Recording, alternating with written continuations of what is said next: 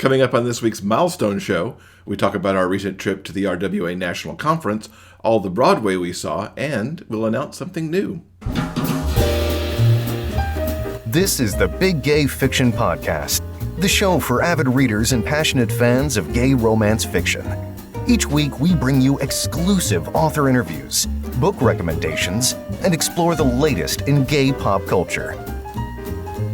Welcome, everyone, to episode 200 of the Big Gay Fiction Podcast. I'm Will from willknaus.com, and with me, as always, is my co-host and husband, Mr. Jeff Adams. Hi, everybody. This episode of the show is brought to you in part by a remarkable community on Patreon. We'll have more information on how you can join them at the end of the show, along with a sneak peek of what we have coming up for you next week. Well, here we are. Another week, another show. This one's a little more special than others because we have a couple zeros tacked onto this one. Yes, indeed, yes. We have reached episode 200. It's pretty amazing. 200 times we've done this now. Actually, more than that because there's bonus episodes in there. But this is the important one because, as you noted, it has the zeros behind it. Yeah. Bring on those zeros. Mm-hmm. I don't have any particularly deep thoughts. I don't think. I'm not going to mark the occasion with anything like deep and meaningful. I just think it's cool that we have done this 200 times. Mm-hmm. And that, the thing that we started back in November of 2015 has caught the interest of enough people that we continue to do it week after week. And I'm thrilled that we've been able to highlight authors and books and help grow people's TBRs. Every time somebody messages us that we have added to their book budget and their TBR, it's like a little victory that we've put another book in somebody's hands. Yes, that's very, very true. Also worth noting, if you have stuck it out with us for all 200 episodes, we thank you. You are an OG of the Big Gay Fiction Podcast.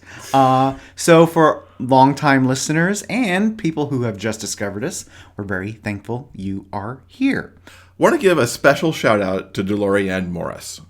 Back when we were live streaming episode 190, during that recording session, we were asking our Facebook audience how we should celebrate episode 200. And Delorianne actually asked if there were, in fact, pictures from each of the episodes, because all the episodes do get pictures of us for social media use. And wouldn't it be cool if we made a reel of those pictures, kind of a time lapse of 200 episodes? Well, I did that. And it will be attached to the end of the video for this week on YouTube, and it'll also be on the show notes page as a separate reel, so you go watch it there, and I'll probably put it up on social media as well. So thank you, Delorianne, for that wonderful idea. It's kind of crazy watching 200 pictures zip by in about 3 minutes. But you could check that out as like a little time capsule of our first 200 episodes. Indeed. Quick note, you may have noticed last week's episode was a little shorter than usual. We ran into a minor situation when it came to episode 199. We pre-recorded and pre-produced episode 199 because we were still in New York. We were wrapping up our RWA experience. Unfortunately, as we sat down to dinner, we were in between Broadway shows. Jeff noticed online that our particular guest interview for that week was saying some unfortunate things on the social media, on the interwebs. And we felt under those particular circumstances, we could not run that interview that particular week. So we made a very quick executive decision. It's the first time we've ever done anything like this. We pulled that particular interview, which is why we only had those essentially just 2 reviews in episode 199.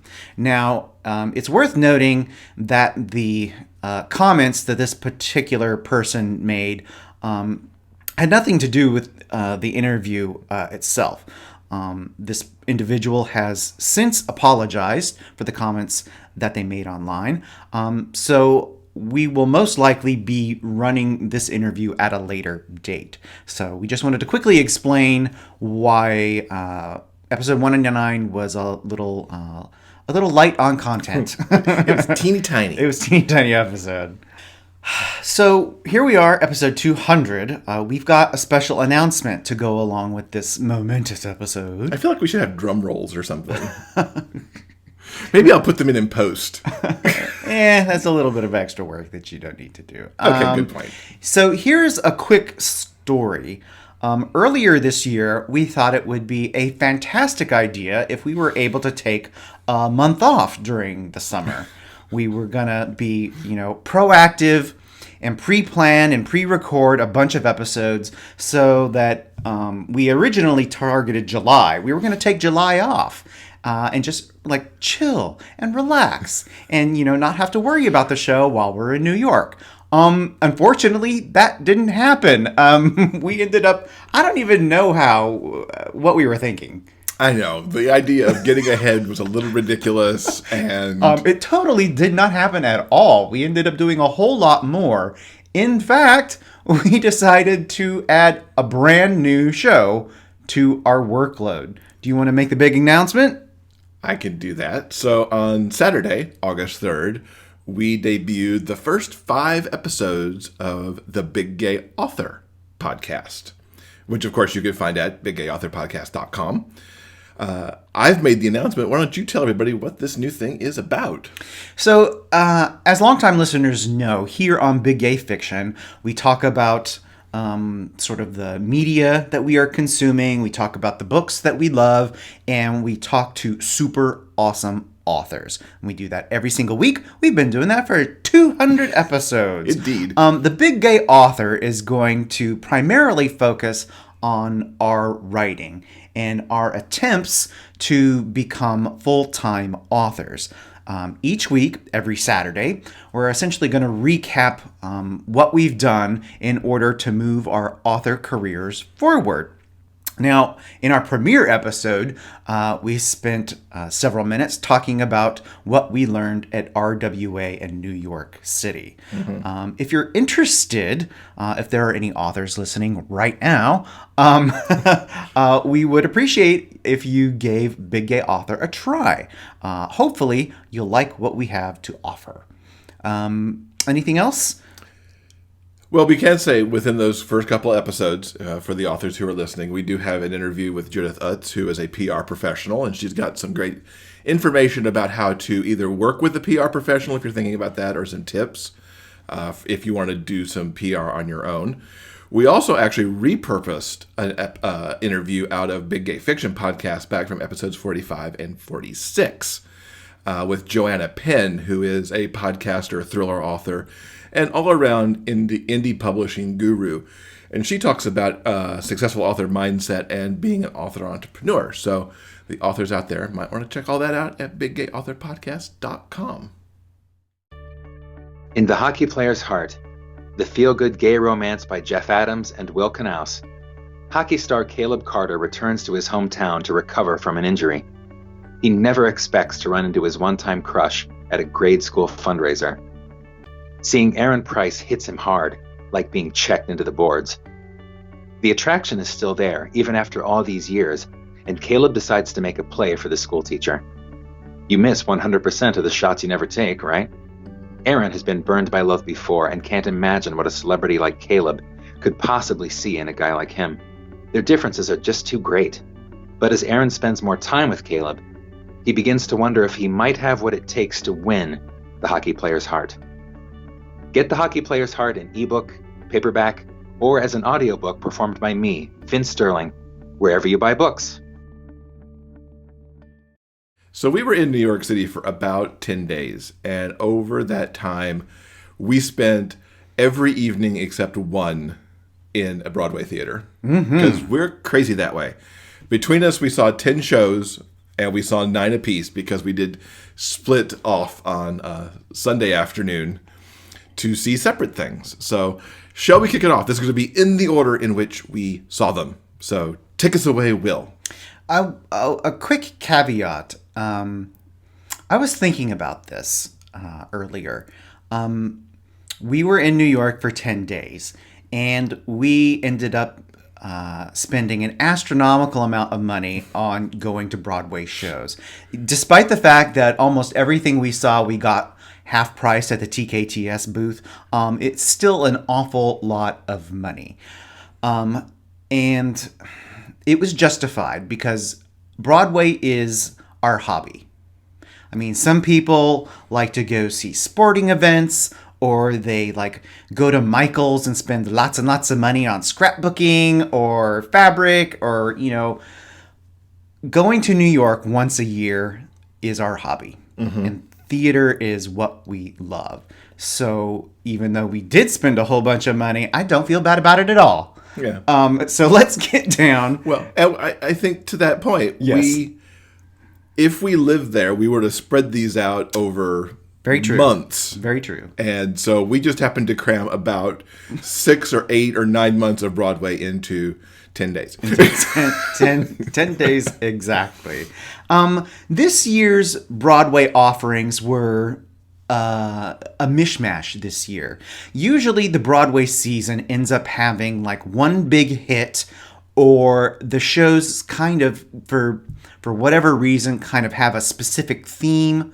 Last year, when we went to New York City, all of the shows we saw were either a revival or had strong gay themes. Mm-hmm. This year, the Broadway season was kind of a mishmash. Hadestown, which won the Tony Award for Best Musical, kind of snuck up on everybody. It had some really positive buzz going into awards season, but boom, it just sort of kind of came out of nowhere. We were aware of it. We were kind of waiting to see what happened. We were like mildly intrigued. But by the time it had won the Tony Awards, it was too late and we could not get a ticket to that particular show. So perhaps some other time we will experience Hadestown. Until then, we saw a whole bunch of really amazing stuff. The first night in New York City, we went and saw King Kong the Musical. This show came out of Australia. It did not have a lot of positive buzz coming into New York City. I am a longtime monkey movie fan. Yes, you are. So King Kong has always been one of my particular favorites. So we were just really, really curious about what this particular musical had to offer. If you've never seen King Kong the movie, it is essentially the story of a woman who's picked out of the breadlines of New York City in the 1930s, and she's swept off to a tropical island where they discover a really big monkey. They trap him, bring him back to New York, and put him on display, where he escapes, climbs to the top of the Empire State Building, and then dies. There you go. That is King Kong in a nutshell, and that is essentially what is going on in the musical. What were your particular thoughts about this musical? I loved it. Mm-hmm. And especially from a stagecraft point of view. They do amazing work. The Kong is a ginormous, essentially, puppet manned by about a dozen puppeteers throughout the show. Think Lion King on steroids. Because it's so massive and is so... He's a character. His face carries all the emotions. His voice is being done by live actors backstage. So all the roars and everything are nuanced. The way that they sail the boat to Skull Island, there's an elaborate video projection system that works really well. The story is a bit of a mess. I'll be honest. The story is a bit of a mess. The music is not memorable, but the actors are really good, especially the actress who plays Ann Darrow. Her name is Christiane Pitts. And it all just works. This is in my top 3 of the shows that we saw because it was spectacular. I was extremely entertained, and I was in awe by a lot of it. There's a point where Kong comes to the lip of the stage and reaches out over the first couple rows, and we were in the third row on the side, so it was all really way close to us.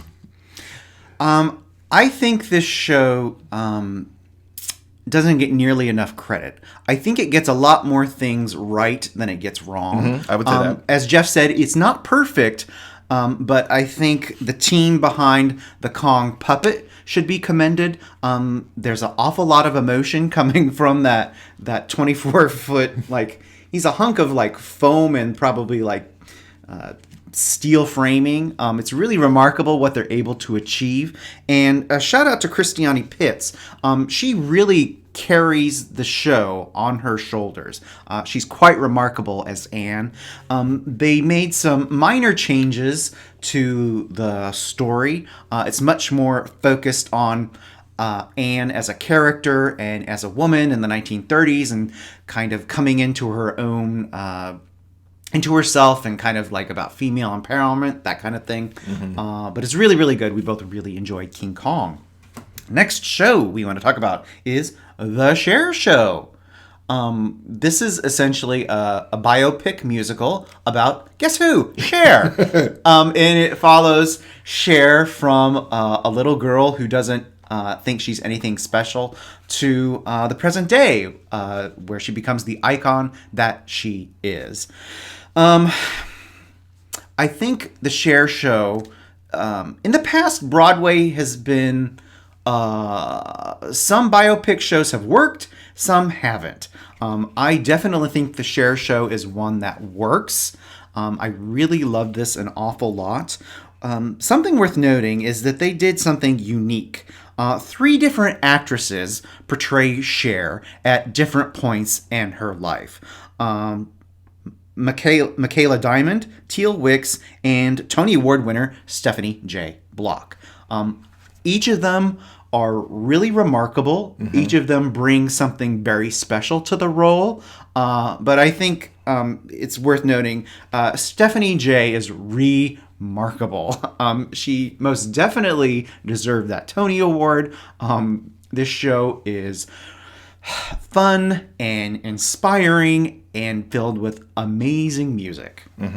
I was very hesitant for a long time on this show because of the 3 Chers, and I didn't really get why it just couldn't be Stephanie in makeup, because, you know, Stephanie can pretty much do anything. We're big fans of Stephanie J. Block.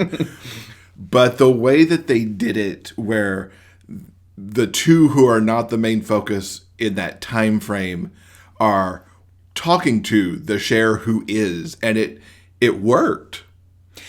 Yeah, it's essentially the 3 different Chers having conversations with herself and offering advice, which sounds idiotic when I explain it that way, but if you actually see it, it really works. It's funny and interesting, and it kind of highlights the trials and tribulations that Cher has gone through as a performer over and it's sort of insane to think about. Cher has been in the biz for over 50 years.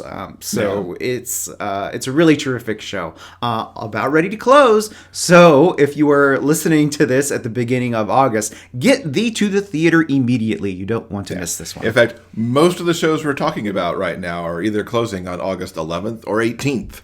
Yeah. One more shout out on the Cher Show. Michael Burrice, who I adore as a dancer, who I have not seen, I think, since the Kiss Me Kate revival sometime in the middle 2000s, not the one that just closed. He plays multiple roles, including Bob Mackie in this show. There's a dance number when they do The Beat Goes On, and it's really used to just pass time, but he gets to cut loose and dance, and it made me so happy to see that. Really good to see him. Up next is our only play. We went and saw the revival of Terrence McNally's Frankie and Johnny and the Clair de Lune, starring Audra McDonald and Michael Shannon. And I think we mentioned a couple of episodes back, we actually watched a PBS documentary. Was it an American Masters? It was. There was an entire show about Terrence McNally, and he spoke briefly about Frankie and Johnny. And this was essentially his attempt to tell a love story about ordinary people, about totally average, everyday people, you know, you'd see walking down the street. People you probably wouldn't notice otherwise. Yeah, Frankie's a waitress in a diner, and Johnny is the cook in the diner. And they've gone on a date that went kind of okay. Yeah, that's a good way to describe it. It went kind of okay, and it's essentially the play takes place over a single evening after they've had that date, and it's gosh, what is it? It's raw. It's funny. It's uncomfortable at times. It's uncomfortable. It's very real and very, very interesting. I've never seen Frankie and Johnny on stage. I know there's a movie with De Niro and Michelle Pfeiffer. I believe so. I think so. Yeah, I've never seen that one either. So I was totally fresh and new, and I really enjoyed it. The performances, especially, are quite remarkable. Yes, enjoyed everything about it, and I'm happy to watch Audra do anything. The next musical we took part of was called The Prom. The Prom centers on a group of New York City actors. They've recently suffered a setback when their musical biopic about Eleanor Roosevelt had opened and closed in a single night. So these lovable narcissists are kind of licking their wounds, and they come up with the idea that they'll find a social cause that they can champion. That way, no one will think they're narcissists ever again, and they'll be seen as good and altruistic. So they go online to see what's trending, and they find a girl in a small town in middle America, and she has been denied the right to go to prom with her girlfriend. So off they go to the middle of nowhere to meddle in where they probably shouldn't, and hilarity ensues. Oh my God, this show is so funny and so cute and so I'm going to use the word effervescent. Sure. It's so much fun, filled with amazing performances by the entire cast. Yeah, it deserved all of the award buzz that it got. It is unfortunately one of the shows that is closing, which is a shame, but it is going to be made into a Netflix something. Ryan Murphy has it. He hasn't quite said how he's going to do it yet, but it will live on Netflix, which is awesome. I love the show to pieces. This is in my top 3 for the trip. It is so big-hearted and such good storytelling and such a timely piece of work.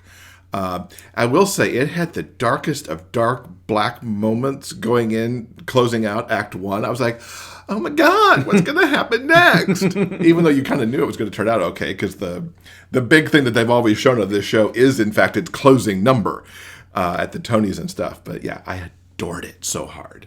So as I mentioned on Sunday afternoon, we kind of split up a little bit to see some different shows.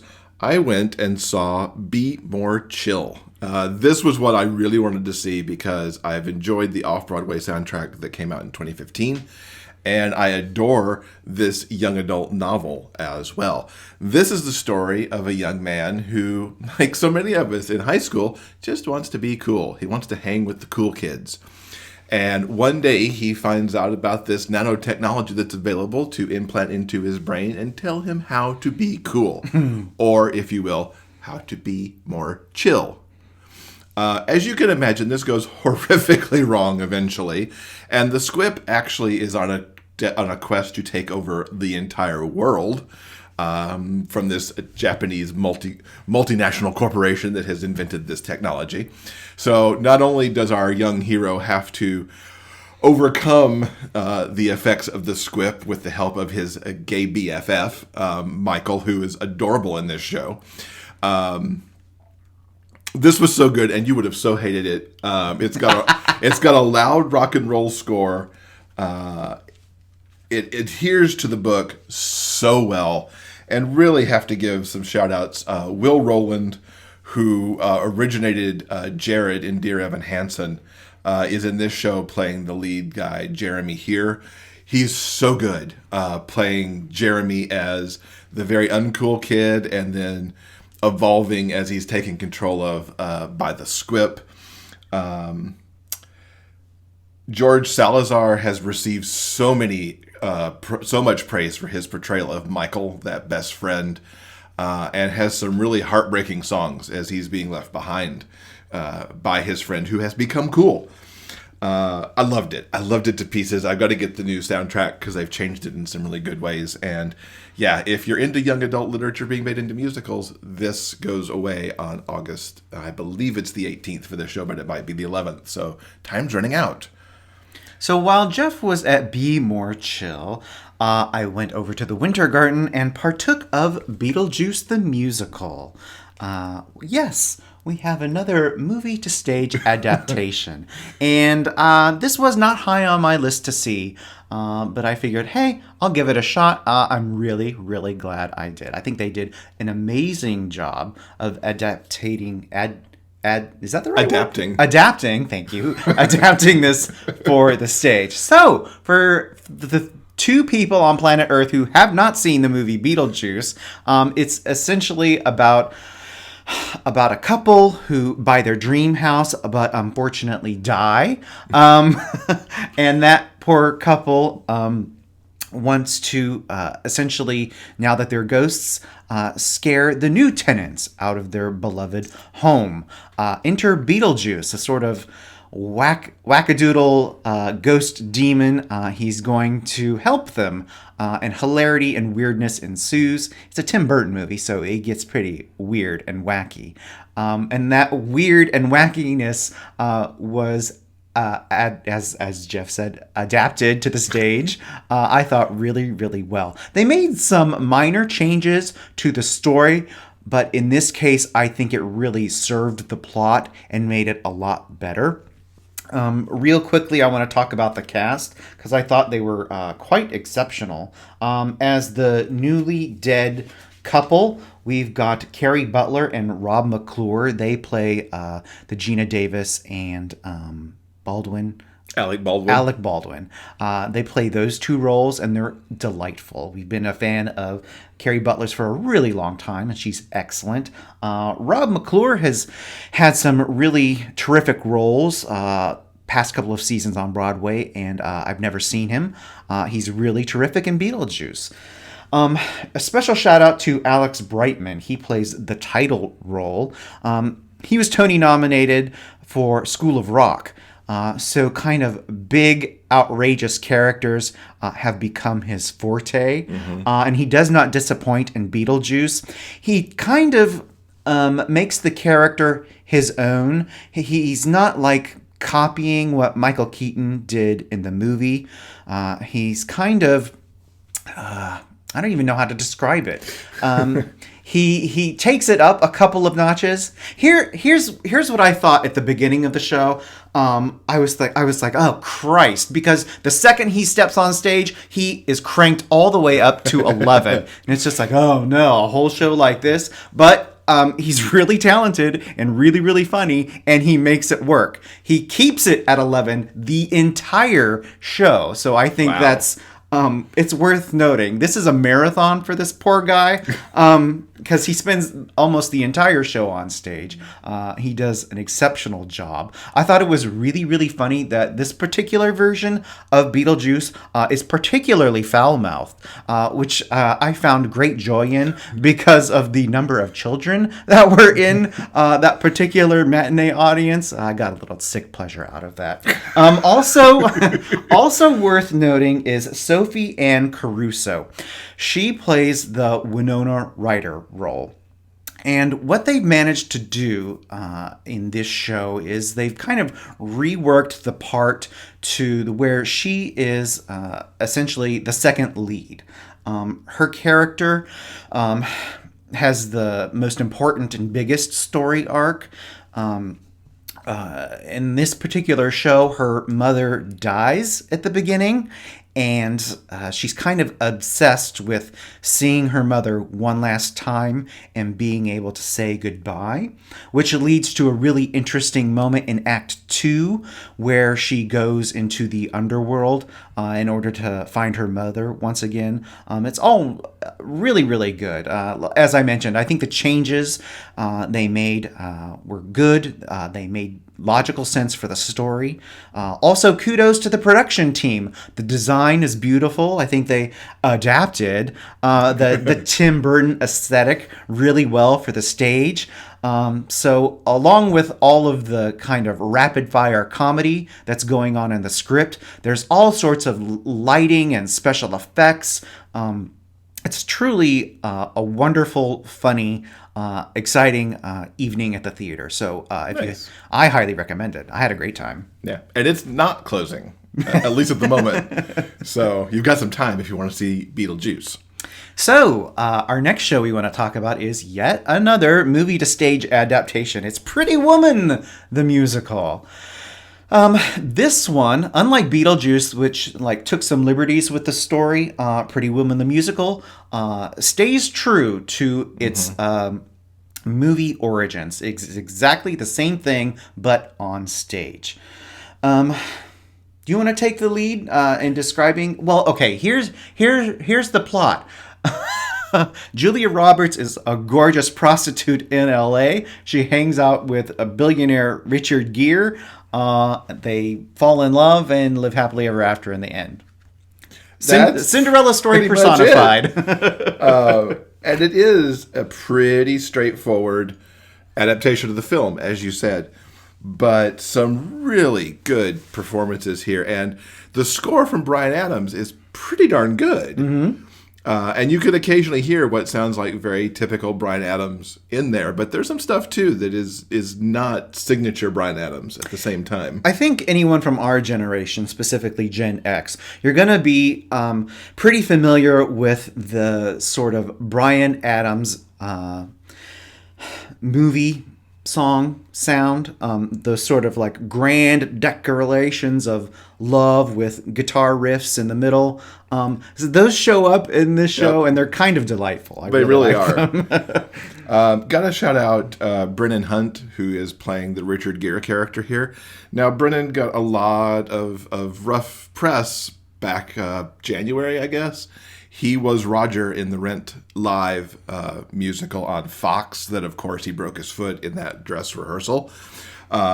He is really good in this role. He plays that billionaire tycoon looking for love oh so well. Really redeemed himself from some of that misfortune back there. Jillian Mueller, who has a great distinction of having played both Baby in Dirty Dancing on tour and Alex in Flashdance on tour, is here as the Julia Roberts character. Also, really endearing and charming. But the show for me was actually made by two of the support characters. Orfeh, who we adore and don't see on stage nearly enough, plays the hooker friend.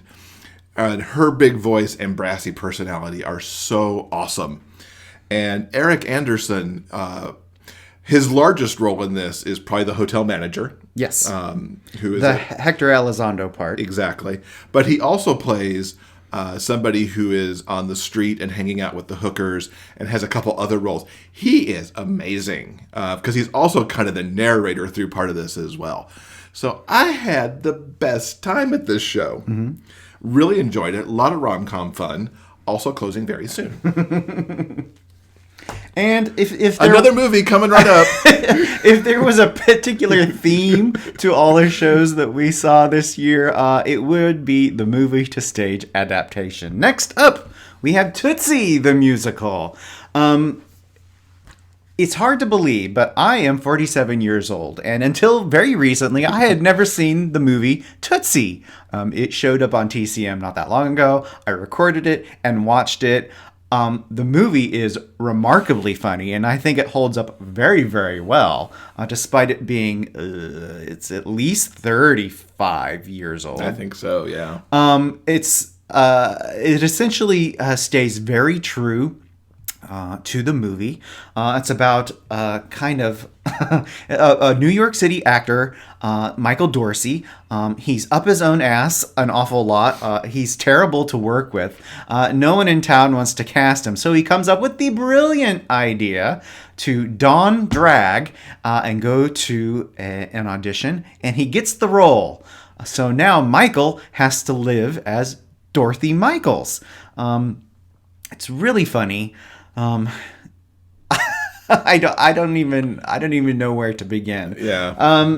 Here's the thing. The show really stands on the shoulder of the Tony Award-winning performance from Santino Fontana. He's really remarkable as the lead, a guy who puts on a dress to learn to become a better man.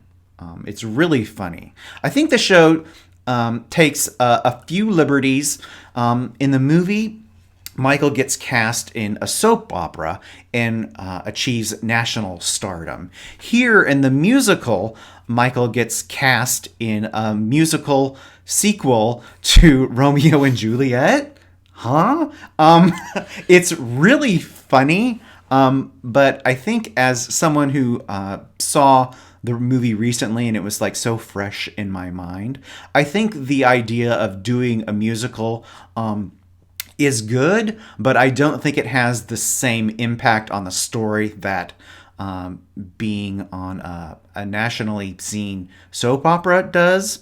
So I'm not sure Michael's fame has quite the same impact in this show. That's like a super minor quibble. I think Tootsie is really, really good. I don't think it's perfect. It's not a perfect show, but there are some genuinely remarkable performances for some very talented actors.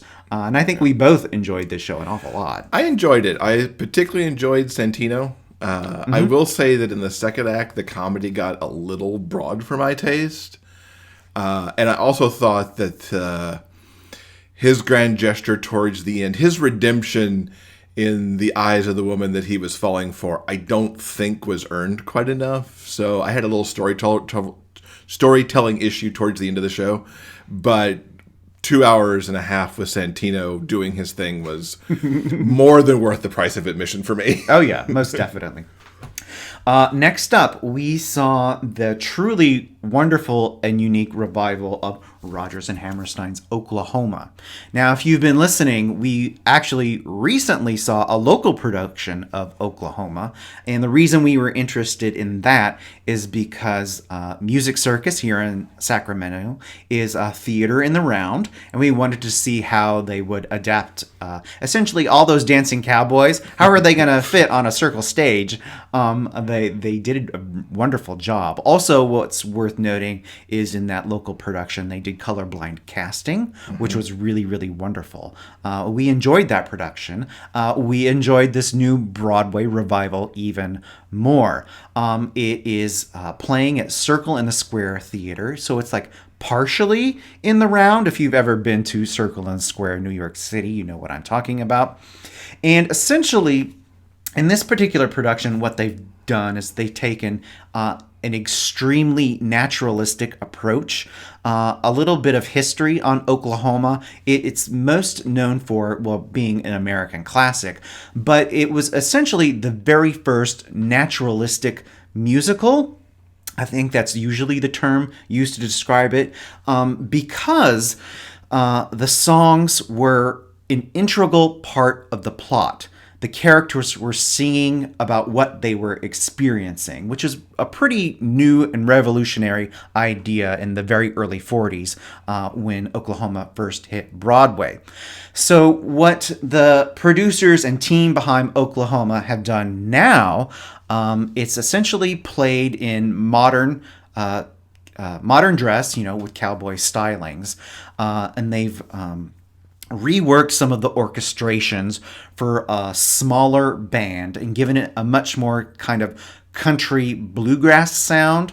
The more traditional sound of Oklahoma is a little bit big and Broadway. There's like strings and the orchestra and that kind of a thing. They stripped this back a little bit and kind of gone really deep into the sort of like naturalistic style. And it's really remarkable. I think Jeff has said, it's like seeing it again for the very first time. It's like, oh, I never really thought about this show in that way. I think, before we continue, Oklahoma is about a cowboy named Curly who's in love with a farm gal named Lori. And then there's the creepy guy, Judd Fry, who works on the farm, and there's sort of a bit of a love triangle going on there, and it's sort of about the trials and tribulations of the farmers and the cowboys and the afternoon they spend at the box social, that kind of thing. It's really, really good. Yeah, this production this is my favorite thing that we saw. It tops that top three. And this is from somebody who, until like 3 months ago, thought, God, Oklahoma's the most boring thing ever. And then that Music Circus production tweaked me over a little bit. And then this one just like, that's Oklahoma done well. Yeah, it is. It's very naturalistic here. Essentially, the audience is attending the box social. The house lights in the theater are up probably 90% of the show. The people in the front row are essentially in the front yard of the barn of the house where this is taking place at. So they're integral to the show. People come dance on their tables and stuff. Everybody's on stage pretty much all the time. So you could watch Judge Fry be creepy a lot while he's not even actively in a scene. It was just mind-blowing.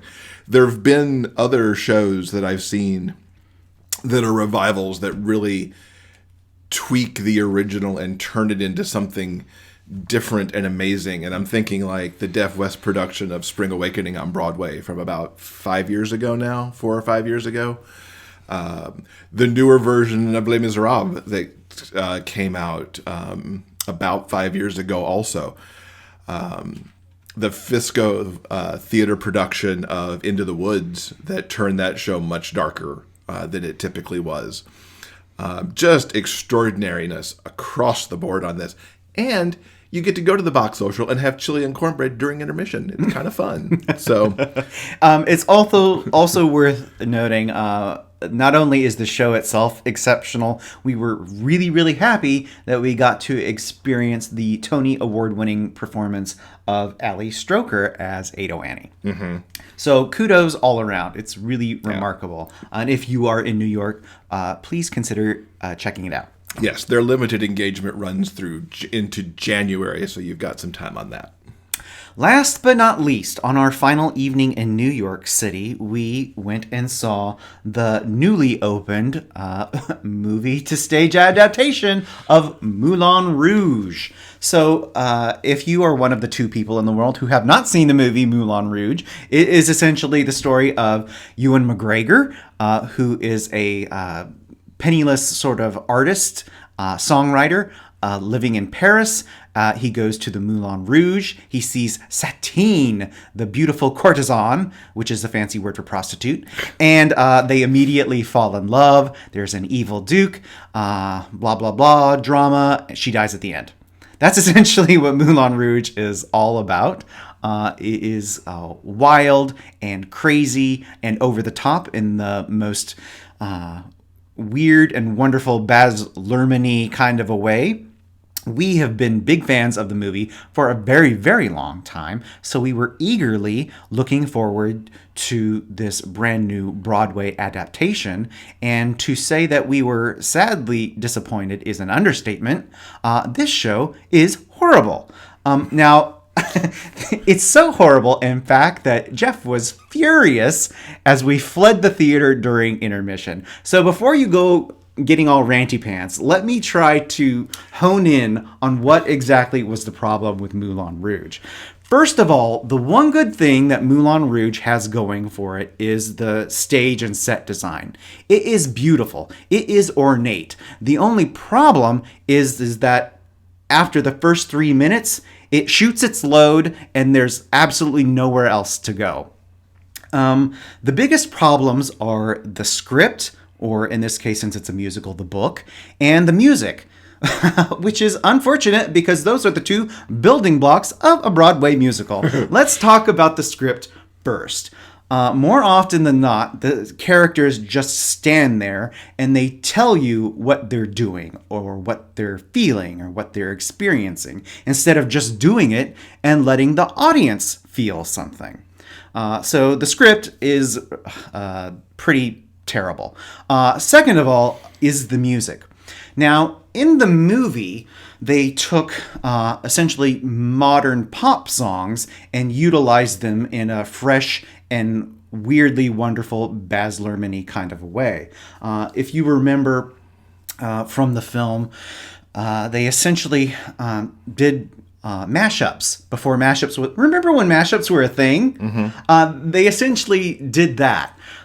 Here, oh boy, they get it so very wrong. It's like the songwriters and producers for this show went to the 99-cent store and went to the bargain CD bin and found, like, remember those CD compilations, Now That's What I Call Music? Mm-hmm. You remember those CDs? It's like they dug around in the bin and found as much of those as they could, and they took all those CDs, put them in a player, and pressed shuffle. That's how nonsensical the musical choices in this show are. They literally make no sense. And aside from the fact that they don't make any sense, is that the mashups are a complete and utter disaster. Take, for instance, the big love song between the Nicole Kidman and Ewan McGregor characters. In the movie, they take like 3, maybe 4 songs and kind of meld them all together into this beautiful, elaborate melody. Here in the stage show, I think there's no less than 14 different songs that they used. And the characters, they don't even really sing half a bar before they switch to another song, making it impossible to get any sort of feeling or emotional or logical track for the story that's going on. It's kind of a really big mess, which is incredibly unfortunate because they've got a really remarkable cast. We are big fans of Danny Bernstein and Karen Olivo and Aaron Tveit. They played the 3 main leads. And they have been in some remarkable things over the years. And I can't help but wonder, they've got tremendous acting chops and they've dug into some remarkable material over the years. Mm-hmm. I can't help but think they must know that this show sucks. And I feel really, really bad for them. But it's really weird. This is a Times Critics pick. Ben Brantley likes this show. Oh, what was he smoking that night? All I'll say is, because you've ranted quite a lot, and I felt that they sucked the magical soul out of the film. By intermission, I didn't believe that Christian was smitten with Satine at all. I barely believed Satine was sick. She might have just had a cough on that swing during Diamonds. I was wildly disappointed in the show, and I don't often leave shows. Will leave shows far more than I do. In the same way that he will end a book because life is too short, he will leave a show in intermission if he's not happy. I was glad he was done. Because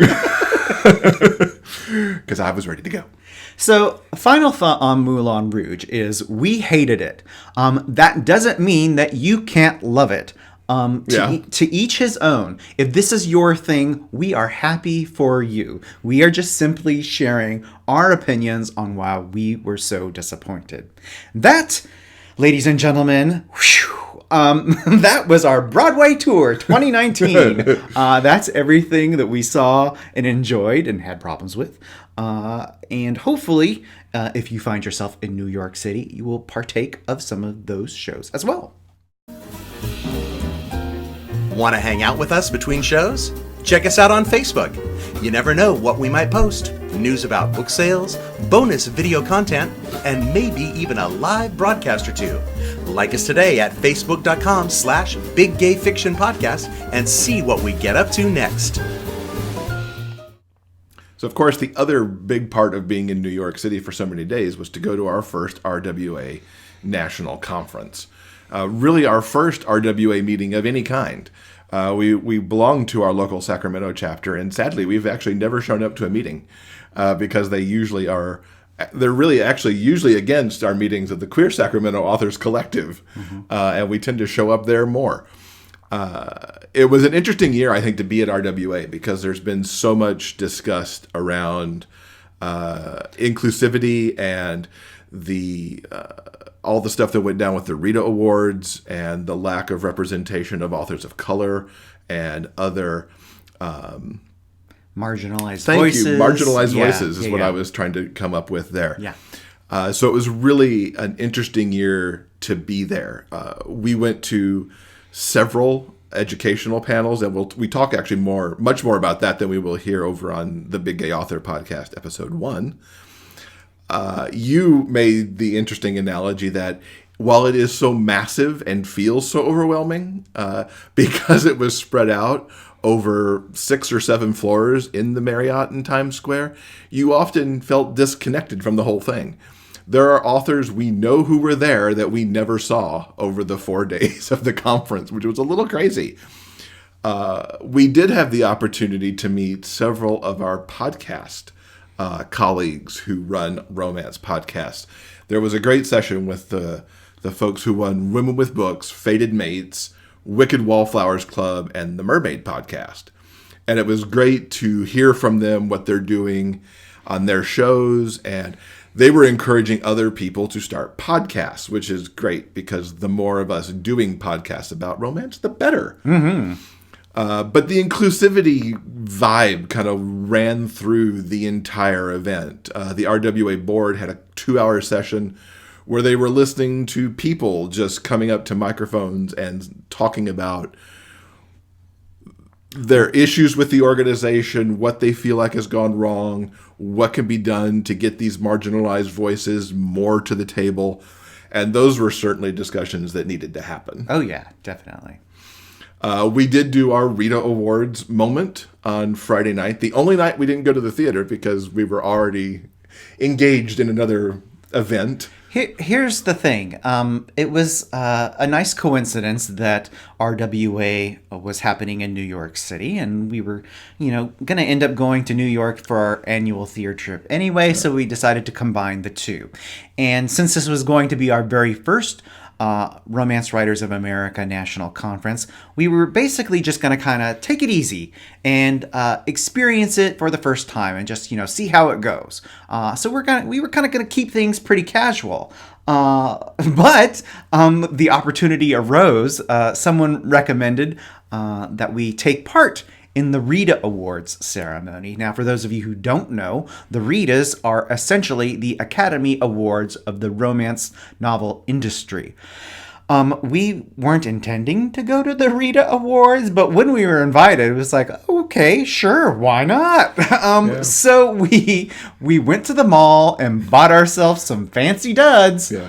We got dressed up on Friday night and took part in what ended up being a pretty remarkable ceremony. I'm really glad we went.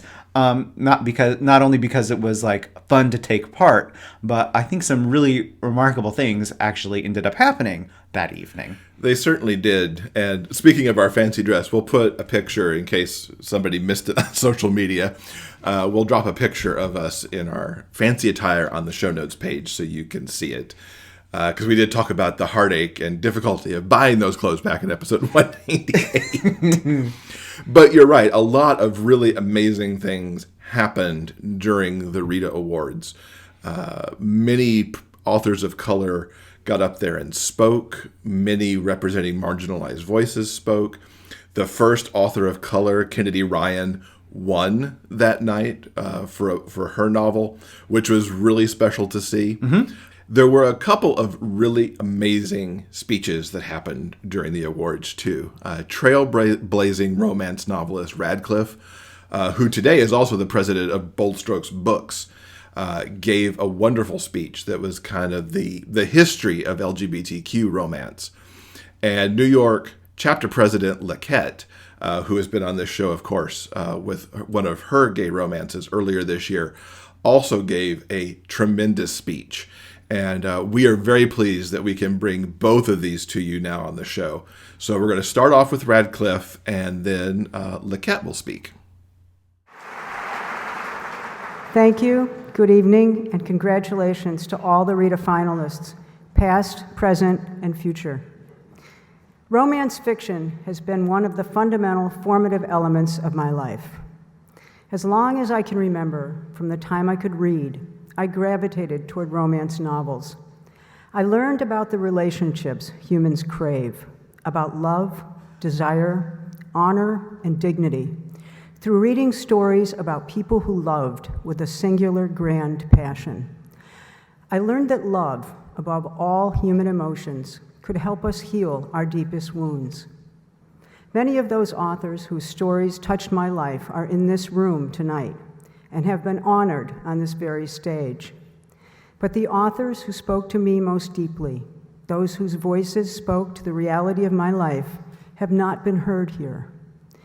Those authors who wrote about love between two men and two women, whose words created hope and pride and affirmation, as well as role models for me as an author, have remained invisible. Anne Allen Shockley's Loving Her in 1974, and Say Jesus and Come to Me 8 years later, the first romances by an African American author to depict love between African American women. Gordon Merrick's 1970s popular romance trilogy, the earliest to celebrate a lifelong love between two young college men. These were among the authors whose voices comforted me and gave me the hope that I, too, could find love. When I began writing in the 1980s and published my first romance, Safe Harbor, nearly 20 years ago, I never considered writing anything other than lesbian romances. Lesbian romances had literally saved my life by showing me the path from a place of guilt and quiet desperation to one of strength and pride in being myself. I cannot imagine writing anything other than stories about women loving women in the hopes that I can give to one single reader the gift I received from the authors before me. For marginalized people, for the queer teenagers who fear they are the only ones who feel what they feel and who too often bear the brunt of physical and emotional abuse, for the LGBTQ people in countries where expressing their same-sex love can result in imprisonment or death, for the queer person in this room tonight who still feels the stigma of difference, our romances are life-giving. Our romances, all of our romances, speak to what is best and most noble in the human character. That's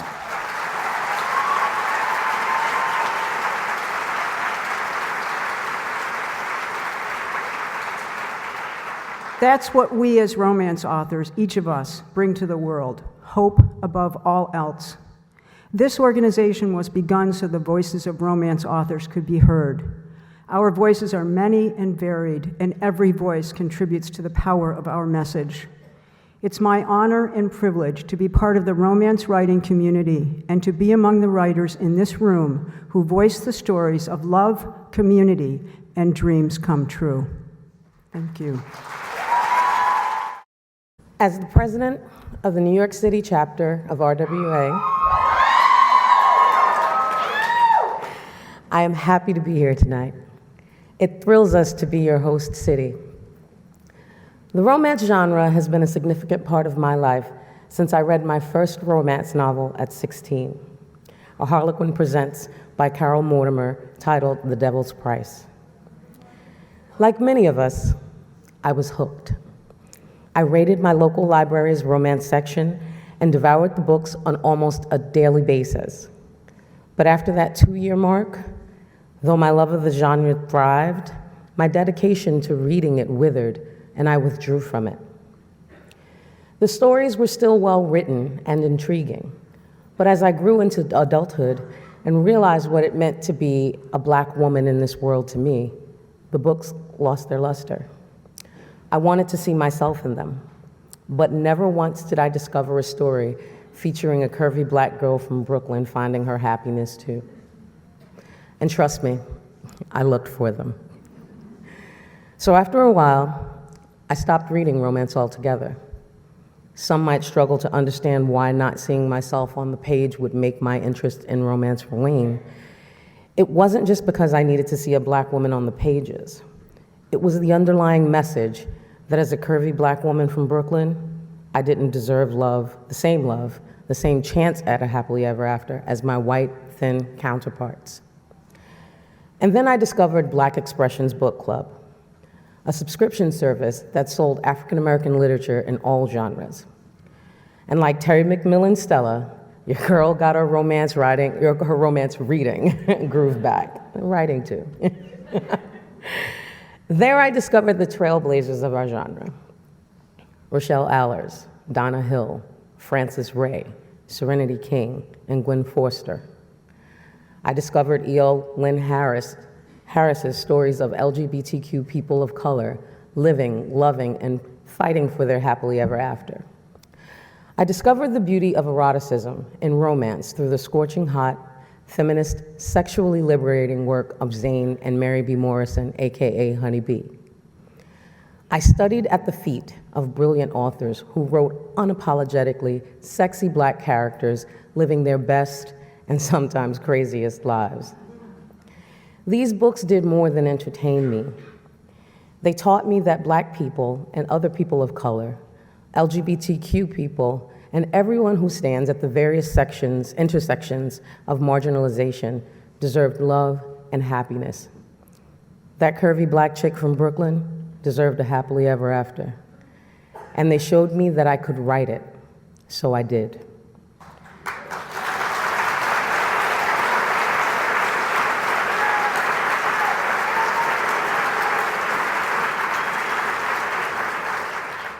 I did, and I do, along so many other authors who are doing the same, writing their stories, stories that come thanks to decades of other writers who wrote before us, stories that are created for a new generation of readers for whom diversity is natural.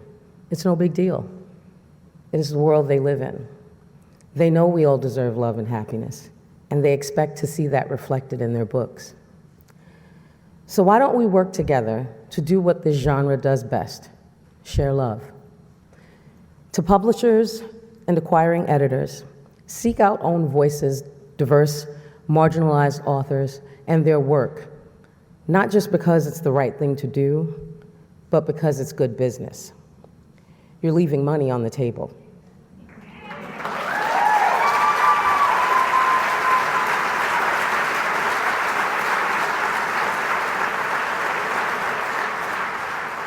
Support these voices by contracting their work, giving them the same advances, the same marketing budgets as are customary for your mainstream authors and their stories.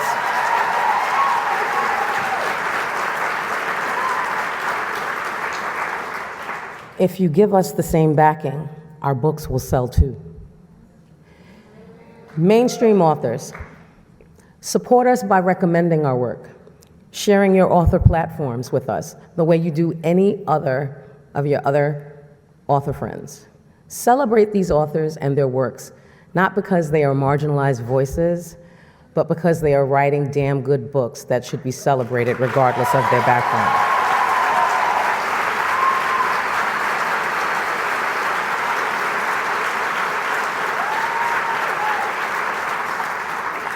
It might get a little quiet after I say this next piece. Y'all might not like me after this, but readers, look beyond the easy excuse of not being able to relate to stories not centered on your own experiences.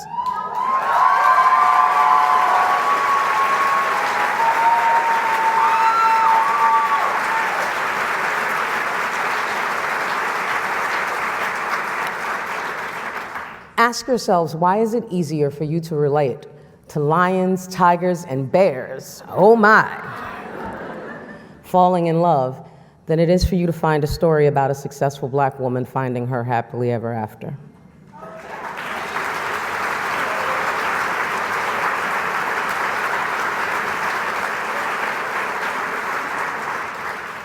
The answer to that question may make you uncomfortable, but discomfort isn't always a bad thing. Sometimes it's a sign of growth, of compassion, of a path forward. Love is love is love.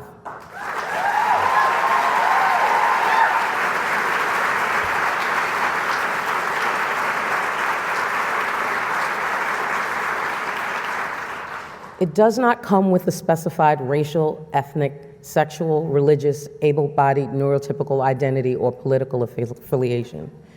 If we know this in life, we should also know this in the romance novels we pen and consume. To love is a human quality, and if we see the humanity of all people, the idea that they too fall in love wouldn't be strange.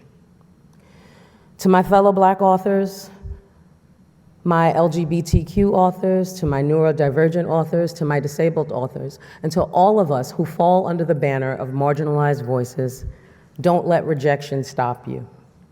Keep pressing, keep talking about it, keep reminding the industry we exist. Be so loud and so proud with your celebration of us that the world can't help but take notice of how beautiful we are. Thank you. It was amazing to us, I think, to hear Radclyffe speak. She spoke right after we presented our award, so we were like hustling around to the back of the ballroom so we could hear her presentation. The thing in it that resonated the most with me, besides calling out some of the gay romances that I first read, was her thing that romance authors bring the world hope above all else. I kind of want that on a t-shirt because it's true. We bring those happily ever afters regardless of who is doing the writing. So I really, really like that sentiment there. And then in LaQuette's speech, she just brought it. I mean, she called out everybody that needed to be called out on the marginalized voices side. I think she's 100% right that publishers are just leaving money on the table by not publishing work that includes marginalized voices and marginalized characters, because everybody deserves to see themselves in a romance. And most key to me was her note that people can take shifter romance seriously and believe it, and yet not believe in the work of a marginalized voice. Somebody in the diversity panel with the RWA board noted that they had been marked down in one of their books because the reader couldn't believe that a Black woman was a chemist. It's like, what? I don't understand how that happens. So these were tremendous speeches, and I want to thank RWA and Radclyffe and LaQuette for giving us permission to air those speeches here. Something else that was a really wonderful and unique part of this year's ceremony were sort of like little video segments that aired in between the announcing of the individual awards. It was essentially a way to highlight the trailblazers of the romance community. And so many of them were books that we've read, certainly that you've read, things like Damon Swade's Hothead, the Peter and Charlie trilogy from Gordon Merrick, The Frontrunner from Patricia Nell Warren, on and on and on. So many great books. You could see the entire list at rwa.org/trailblazers, and that is in the show notes as well. Plus, if you're still interested, the entire RITA ceremony is still up and can be replayed. And that's an ungainly URL, so you can get that in the show notes. It's a remarkable 2 hours, very professionally run, by the way. Yeah. I was delighted and not necessarily surprised, but they run a tight ship at RWA. That show started exactly at 7 and then ended precisely on the dot at 9 p.m. Yeah. They don't mess around. So if you're interested in viewing the 2-hour ceremony, as Jeff mentioned, check out RWA. Okay, guys. Whew. That was a lot to cover, but I think that's going to do it for this week's show. Please remember that we do have a Patreon page, and Patreon is a way for fans to engage with all kinds of artists, whether it's writers or musicians, and podcasters as well. It's a great way to support the kinds of creative content that you enjoy the most. If you're curious about what kind of bonus material we deliver to our fans every single month, just go to patreon.com/biggayfictionpodcast. Now, coming up in episode 201, Amber Smith is going to be here, and she's going to be talking about her recent YA novel, Something Like Gravity. Yes, this was a very fun interview to do, and I think people are going to be really surprised on how she developed this book. I certainly was. Yeah, guys. So thank you for joining us this week for this very special, momentous episode 200. And we hope, if you're interested, you'll give our new show, the Big Gay Author Podcast, a try. So guys, remember, no matter where life takes you, the journey will always be sweeter when you have a book. Until next time, everyone, please keep turning those pages and keep reading. For detailed show notes and links to everything discussed in this episode, go to biggayfictionpodcast.com. New episodes are available every Monday at all major podcast distributors. You can also find us on YouTube. I'm Derek McLean. Thanks for listening. We'll see you next week.